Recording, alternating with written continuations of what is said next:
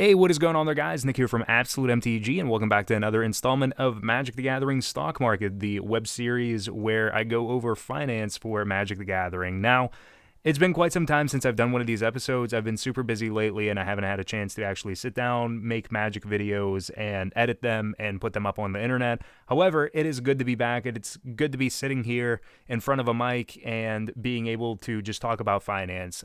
This is definitely one of the more interesting parts of Magic as far as things outside of actually playing the game go. And I decided to kind of shake it up. So if you guys have been paying attention to the previous episodes, if you've seen the episodes, you kind of know what this is already about.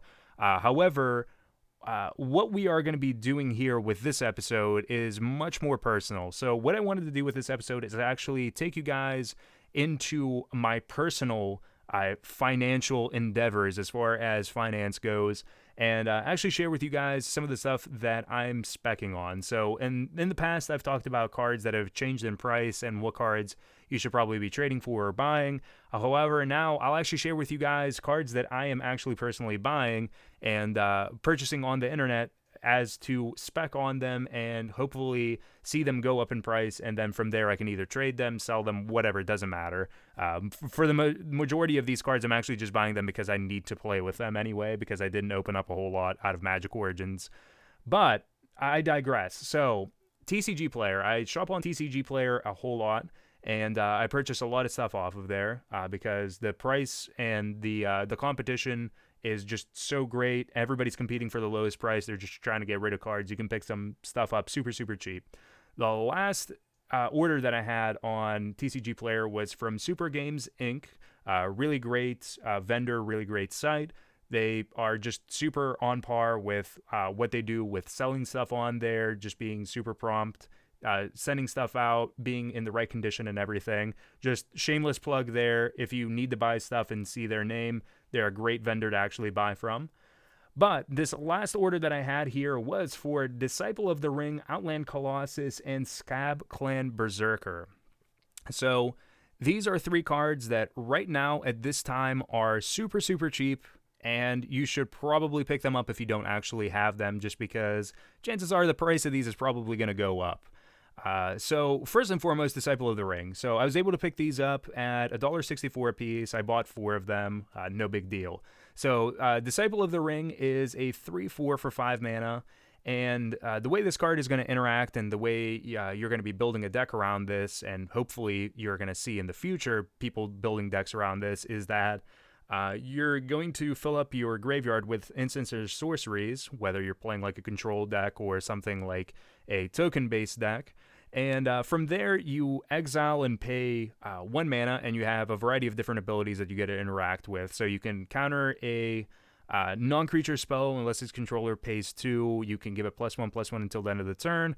You can tap a creature, or you can untap a creature with one of the activations. The most impressive thing about this card is just the spell pierce on it. So being able to counter a spell unless your opponent pays 2, and also being able to do that in multiple sequences based on what your opponent chooses to do with that resolution of that activated ability on the stack, is just incredible. I think this card isn't seeing a lot of play right now just because it doesn't really have anything that just goes well into it. The control decks at this point in time are just going to be playing much more efficient things.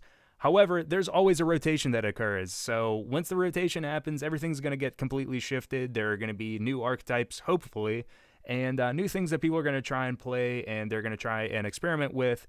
And they just want to try new things out. And the Disciple of the Ring, at like $1.50 basically a piece, that's just a super easy card to just go buy 4 of and just go, all right, well, if this goes up to $3, that's just great. Moving on, we have Outland Colossus. So this card just reminds me of Arbor Colossus that we had out of Theros. So 6/6 for 5, much less intense to actually put it out on the battlefield and cast it, because it's not triple green, it's only double green for this card. But 6/6 for 5, 3 colorless and double green. It has Renowned 6, and it can't be blocked by more than 1 creature. So time and time again, we see these green devotion and green ramp style decks that are just going to emerge, especially whenever people don't really know what to do whenever a new format happens. They just see, well, all right, I have mana dorks, I have big fat green drops that I can play in the 5 and 6 slot. I can just ramp into a Tarka, I can ramp into this Outland Colossus. If my opponent doesn't answer them with a removal spell or something like that, it just gets more value out of it. The Outland Colossus is just super great because whenever your opponent's actually trying to chump block it and is trying to trade it off with creatures, the Colossus itself is just going to make that much more difficult for them. And it's definitely something that, like, I picked up 8 of them for 33 cents a piece. Like, it's less than 50 cents a piece. So, I mean, if it even goes up to $1, that's still a profit in some sense. But that Outland Colossus definitely seems like it's going to be like one of those just really, it's still probably going to be a really cheap card through and through. It's not going to probably go up much more. However, it does seem to be quite potential in being a good card. Or rather, it has a lot of potential, if I can reword that.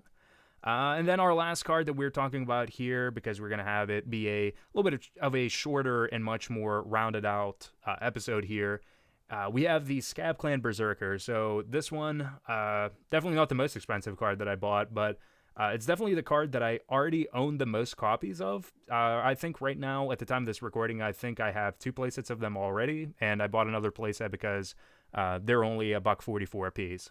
So the Scav Clan Berserker is actually already seeing play in sideboards and in some cases even main boards of red decks. So the decks that are trying to be super aggressive really like this card because even post-Wrath, if your opponent plays like Drown in Sorrow after sideboarding or Languish main board or anything like that, being able to play the Scav Clan Berserker immediately right after that and just hit them immediately if they don't have anything on the board to actually be able to block it is really great, especially just because from there, once it actually becomes renowned, it's just going to keep on dealing more damage to your opponent. And even if they want to trade like a Ultimate Price or a Hero's Downfall into the Berserker itself on the following turn, they're going to be taking some damage for it. So you get to, for the 3 mana that you invest in it, get a whole lot of value out of it, hopefully. But again, it's another card that I can't imagine in my mind is not going to see play within the time that it's actually going to be in Standard. There's so much more potential for new decks to actually emerge. Red deck strategies and red aggressive variants are always pretty popular, much like the green Devotion, green Ramp Stompy decks are a thing almost always as well.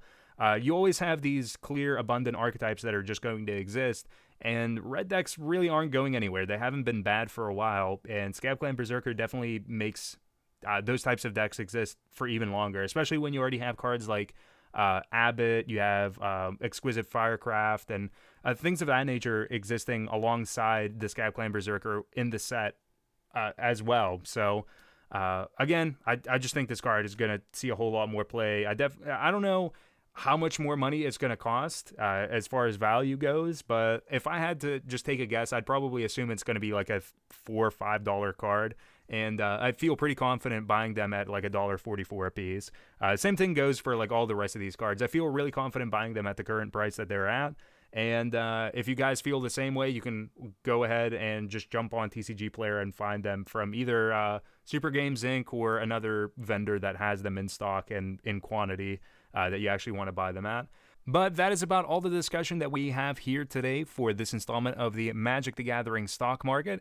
If you guys enjoyed this episode, I would greatly appreciate it if you subscribe to the channel and hit the thumbs up button to show your support. And if you guys want to take the next step further to help out the channel, you can check out the Patreon page that I have, patreon.com/AbsoluteMTG. All the links are down in the description below, and you can help with the production and upkeep of the channel. Again, thank you guys for joining me for another installment, and until next time, peace out.